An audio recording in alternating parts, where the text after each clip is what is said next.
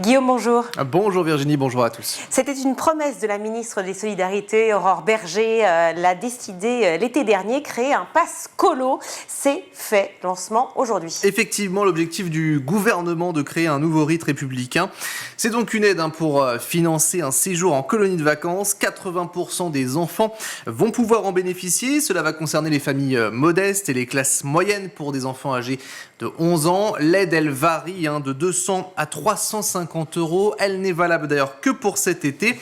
Anne Carayon est la directrice générale de la jeunesse en plein air. Elle est ravie de cette proposition et de cette création. On espère bien que ça va pouvoir faire partir toute une génération en colonie de vacances. Juste avant de rentrer au collège, c'est très important ce que permettent les colos. On va apprendre à se débrouiller, on va apprendre à aller vers d'autres enfants, on va découvrir de nouveaux lieux essentiels pour l'entrée au collège. Le prix est le premier frein. Le deuxième frein, c'est la connaissance et la confiance dans ce que sont les colos. Donc une opération comme le pass colo est importante parce que ça lève le frein financier et puis ça va permettre de faire parler des colonies.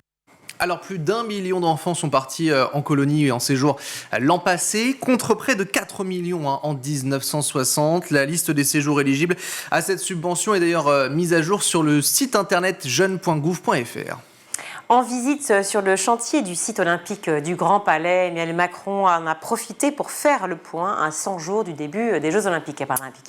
Et déjà face à une possible attaque terroriste, le président a reconnu que la France disposait de plusieurs alternatives. Ainsi, la cérémonie d'ouverture des JO, organisée, rappelons-le, sur la scène, ne pouvait pas s'y tenir. Elle pourrait se dérouler au Trocadéro, voire un possible déplacement au Stade de France. Sur le plan de l'éducation à présent et du sport, le président conserve le cap d'une nation sportive. Écoutez.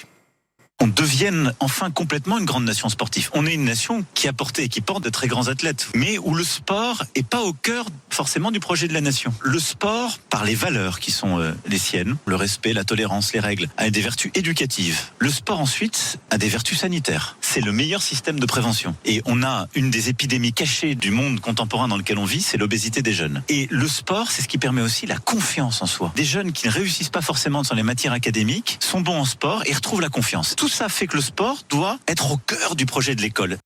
Alors pour ce faire, Emmanuel Macron était donc l'invité exceptionnel de RMC ce matin. Il a fait le point d'ailleurs sur ce qui a déjà été mis en place. On a mis l'admire de plus, on a mis l'évaluation en 6e grâce aux profs de PS. C'est là qu'on se rend compte qu'il y a des élèves qui sont pas bien coordonnés. Le sport permet de détecter aussi d'autres pathologies parfois. Et puis les 2 heures de plus au collège. Mais surtout derrière ça, on embarque tout le mouvement associatif et on refait aussi les infrastructures. Et ce qu'on a fait ces dernières années, c'est plus de 5500 infrastructures sportives nouvelles et on va continuer, on en aura 10 000 en tout dans l'héritage. C'est pas simplement les jeux une fois par siècle, mais le sport c'est un truc qui nous change la vie. Parce que ça nous enthousiasme, vivre des émotions, des expériences, ça nous fait connaître d'autres, ça nous fait rendre bien dans notre corps, ça nous donne confiance en nous-mêmes. Par ailleurs, le nombre de places en sport-études va être doublé, idem dans le supérieur où sera proposé davantage de filières justement sport-études. Écoutez.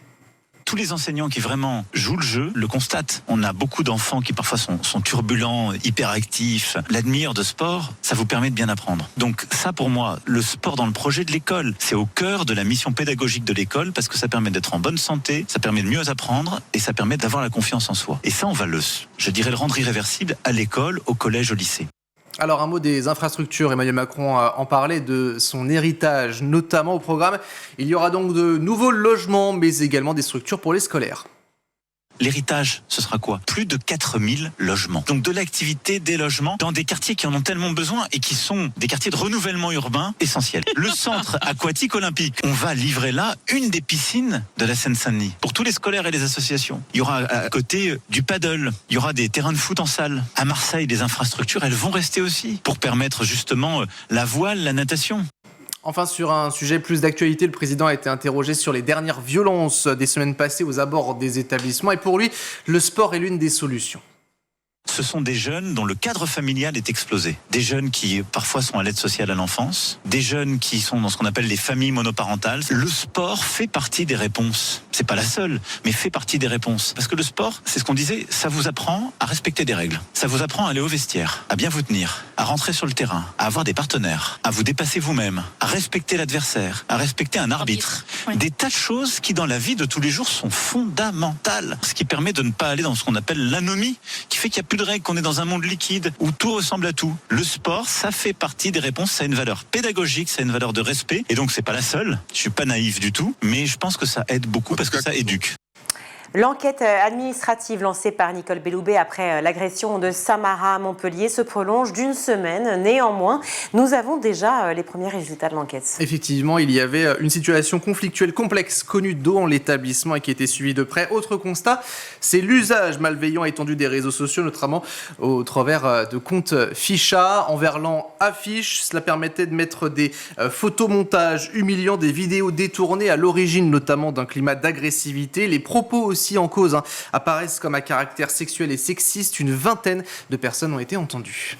En bref, le nombre de vacataires à l'université explose. Et c'est le constat cette fois-ci du collectif Nos Services Publics, plus 30% de ces personnels précaires en 7 ans. Ils représentent désormais plus de la moitié des enseignants selon une note publiée fin de semaine dernière. Sauf que ce phénomène a de multiples conséquences évidemment, Guillaume. Et sur les conditions de travail, déjà des personnes concernées, ce sont souvent des jeunes, des chercheurs qui attendent leur titularisation. Mais comme il y a très peu de postes, cette période elle s'allonge, un statut dévoyé, pointe notamment le collectif et qui sert à dispenser des heures de cours quotidiennement. Des vacataires qui sont moins payés, également 5 fois moins et qui sont payés en retard. Et aussi une utilisation qui pose question d'un point de vue juridique car ces agents ne relèvent pas du code du travail ni même du code de la fonction publique. Et puis pour terminer ce JT, Guillaume, une offre de stage insolite pour les élèves de seconde. Oui, le stage qui sera donc obligatoire 2 semaines dès juin et pourquoi pas ne peut le faire à Matignon avec le cabinet du Premier ministre Gabriel Attal. C'est ce que propose cette offre sur le site Un jeune, une solution. 10 places pour cette période du 17 au 28 juin prochain. Les missions suivre au quotidien le Premier ministre et ses collaborateurs et puis le stagiaire pourra éventuellement changer de pôle en fonction des semaines et notamment la seconde semaine pour découvrir les différents aspects du gouvernement. Merci Guillaume.